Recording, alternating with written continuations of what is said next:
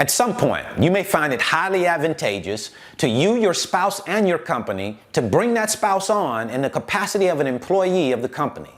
Now, I get it. You might say, hey, Brandon, my spouse already works for the company. But that's not really what I'm talking about. What I'm talking about is to go through a formal process of hiring that spouse on in the capacity of a W-2 employee. And you do that through your CPA. But before you rush in and take advantage of this wonderful opportunity, there's some things that you need to know. Some benchmarks, some KPIs, or key performance indicators that your business needs to be tracking. And you know I'm gonna put you on game. So let's mosey on inside and let's get down to the business.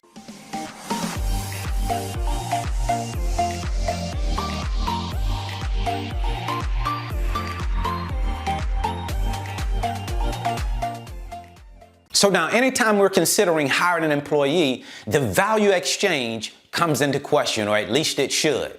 We should be asking the question, what value does this employee bring to my business that's going to be a benefit?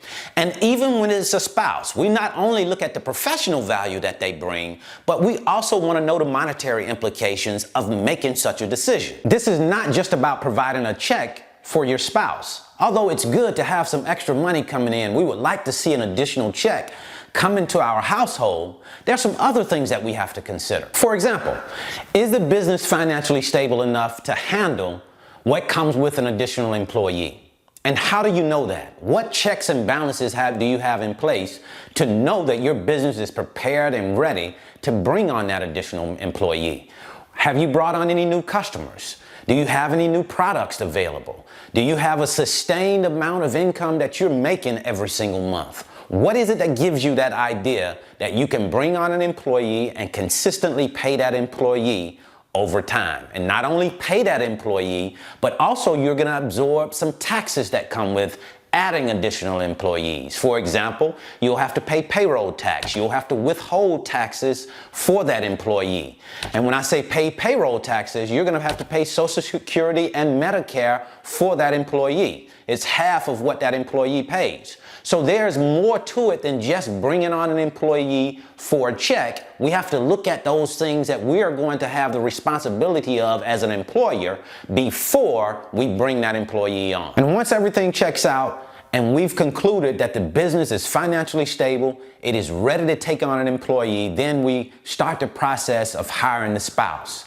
But the question now is, how much do we pay that spouse? Remember, this is not about a big salary, because what comes attached to big salary is, of course, bigger taxes, because your taxes will be determined based on the amount of money that you're paying to the employee. So this is not just about trying to target a $40,000 or $50,000 salary. There's one question that needs to be answered by the spouse and the business owner to help determine how much salary to pay to the spouse. And that one question is, what are the intentions for the salary? And if the salary is just for lifestyle expenses, make sure that's understood up front. But usually, when you're bringing on a spouse, you're doing it for more financially strategic reasons.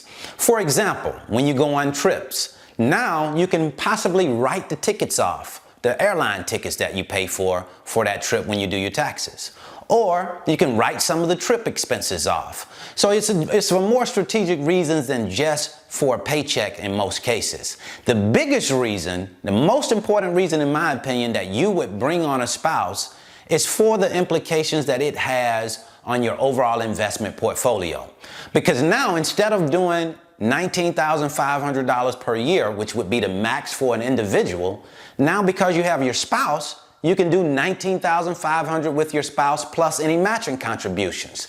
So that's a huge, big advantage in my opinion, especially if your mind is geared toward building wealth. Because when you're building wealth, to do it off of $19,500, which is the most that can go into your 401k Roth on a yearly basis, and now you're adding that additional $19,500, that is just a big advantage. So don't look at it, in my opinion, if you're just talking about doing it from lifestyle basis. That's okay, but you can get much more out of it when you're looking at it from an investment standpoint. So the salary will be determined by how much money you want to actually put into the 401k.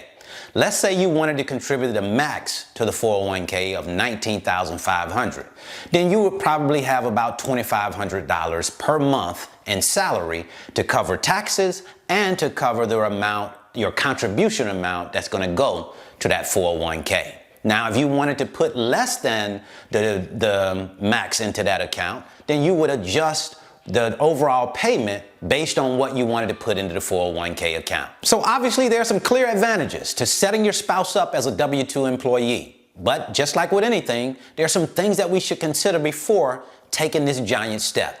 So that's what I wanted to share with you today. I certainly hope this information has been helpful. If you're interested in learning more about the freight broker business, I'm going to leave a link in the description. It's my 5-video series. You can watch me in my office, moving loads, talking to shippers, talking to carriers. That way you can see how the business works before you actually come into it. And then if you want to know how we get shippers, how we get the customers that we work with, I'll leave you a link to that video as well. So until the next time, I wish you the very best in your life and business. See you at the top, because the bottom is much too crowded.